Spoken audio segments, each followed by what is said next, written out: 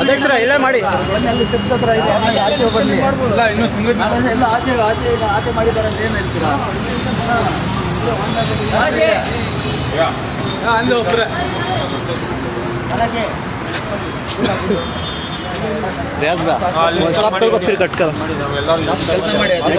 ನೋಡಿ ಆಗಲ್ಲ ಇಲ್ಲಿ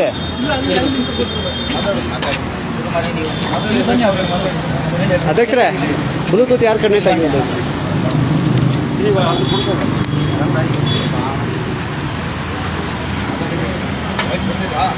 ನಮಸ್ಕಾರ ಸ್ನೇಹಿತರೆ, JBM ಡಾಕ್ಟರ್ ಅಂಬೇಡ್ಕರ್ ಚಾಲಕರು ಸಂಘಟನೆ ಕಡೆಯಿಂದ ಶಾಂತಿನಗರ್ ಸೈಯದ್ ಏನೋ ನಮ್ಮ 53 RTO KR ಆಟಿಯೋದಲ್ಲಿ 53 ಮಂದಿ ಮಾತಾಡಿದ್ದೀವಿ.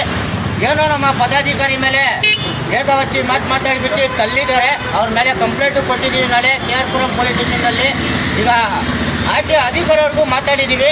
ಇದ್ರ ಬಗ್ಗೆ ಸಂಪೂರ್ಣ ಮಾಹಿತಿ ನಮ್ಮ ಇನ್ನೊಂದು ಸಂಘಟನೆ ಅಧ್ಯಕ್ಷರು ಬಂದಿದ್ದಾರೆ, ನಮ್ಮ ಬಾಲಾಜಿ ಅವರು ತಿಳಿಸ್ಕೊಡ್ತಾರೆ, ಕೇಳ್ಕೊಳ್ಳಿ.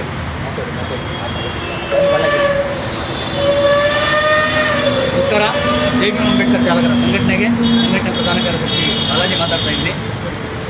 ಏನು ನನಗೆ ಶನಿವಾರ ಮಧ್ಯಾಹ್ನ 1:15 KR ಭಾಗದಲ್ಲಿರುವಂಥ KA53 RTOದಲ್ಲಿ ಹಲ್ಲೆ, ದೌರ್ಜನ್ಯ, ದಬ್ಬಾಳಿಕೆ ನಡೆದಿದ್ದು. ಆ ವಿಚಾರವಾಗಿ ನಮ್ಮ ಸಂಘಟನೆ ಕಡೆಯಿಂದ ಅಷ್ಟೇ ಅಲ್ಲದೆ ನಮ್ಮ ಮಿತ್ರ ಸಂಘಟನೆ ಕಡೆಯಿಂದನೂ ಸಹಾಯ ಸಿಕ್ಕಿದೆ.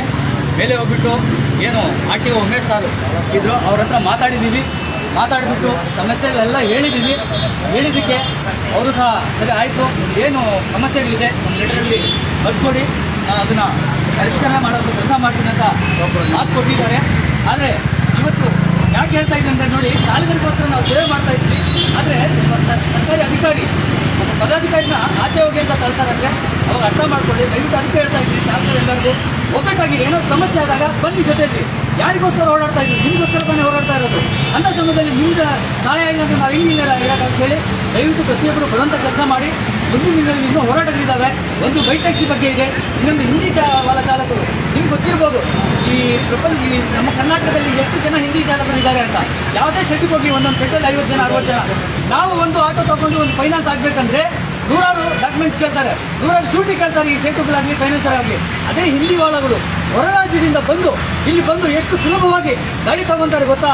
ಅವ್ರು ಎಷ್ಟು ಸುಲಭವಾಗಿ ಗಾಡಿಗೆ ಫೈನಾನ್ಸ್ ಸಿಗುತ್ತೆ ಗೊತ್ತಾ ನಿಮಗೆ? 7 ತಿಂಗಳಿಗೆ ಬಂದ ಗಾಡಿ ತಗೊತಾರೆ. ಆದರೆ ಇವತ್ತು ನಮ್ಮ ಚಾಲಕರು, ನನ್ನ ಭಾಗದಲ್ಲಿ ಒಬ್ಬರು ಚಾಲಕರಿದ್ದಾರೆ, ಹಿಂದಿಯ ವಾಳ ಓನರು ಕನ್ನಡದವನು ಚಾಲಕ. ಒಂದು ಕಾಲ ಇತ್ತು ನಮ್ಮವರು ಚಾಲಕರಾಗಿದ್ದರು, ನಮ್ಮವರೇ ಮಾಲೀಕರಾಗಿದ್ದರು. ಆದರೆ ಇವತ್ತು ಎಲ್ಲ ಉಲ್ಟಾ ಆಗಿದೆ.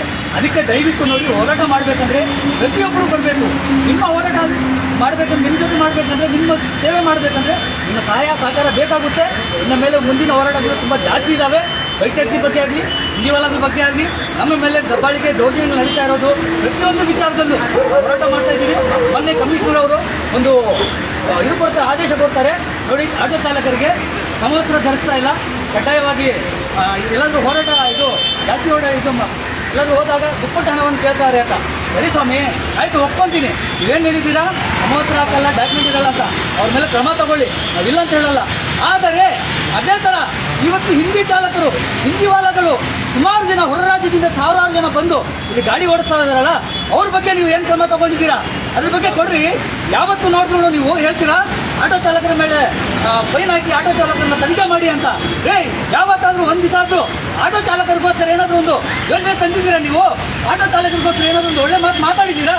ಕೊಡಿ ನೋಡೋಣ ಉದಾಹರಣೆಗಳು, ಆಯಿತಾ? ದಯವಿಟ್ಟು ಇನ್ನು ಮಿಕ್ಕಿದ ಮಾತು ನಮ್ಮ ಅಣ್ಣ ಮಾತಾಡ್ತಾರೆ.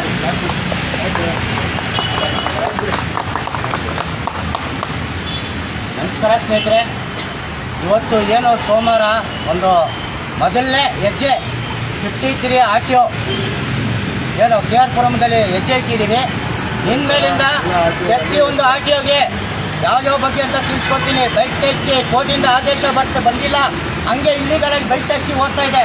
ಹಂಗೆ ಹೊರಗಡೆಯಿಂದ ಬಿಹಾರಿಗಳು ಬಂದು ಏನು ಅವ್ರಿಗೆ DL ಯಾವ ರಿಟರ್ನ್ ಮಾಡ್ಕೊಡ್ತಾ ಇದ್ದಾರೆ, ಯಾವ ಥರ ನಡೆಸ್ತಾ ಇದ್ದಾರೆ, ಅವ್ರು ಯಾವ ಥರ ಪರ್ಮಿಷನ್ ಕೊಡ್ತಾರೆ, ಪ್ರತಿಯೊಂದು RTOದಲ್ಲಿ ದುಡ್ಡು, ಪ್ರತಿಯೊಂದು ಸರ್ಕಾರ ದುಡ್ಡು, ಪ್ರತಿಯೊಂದು ಕಾನೂನು ಕ್ರಮ ಏನು ಇವ್ರು ಮಾಡ್ತಾರೆ, ಯಾವ ಥರ ಆಕ್ಷನ್ ತಗೋತಾರೆ ಅಂತ ಪ್ರತಿಯೊಬ್ಬರು ಸ್ವಾಭಿಮಾನ ಚಾಲಕರ ಒಕ್ಕೂಟ ಕಡೆಯಿಂದ ಸೇರ್ಪಡೆಯಾಗಿ ಈ ಹೋರಾಟನ ಜಾರಿ ಮಾಡಿದ್ದೀವಿ.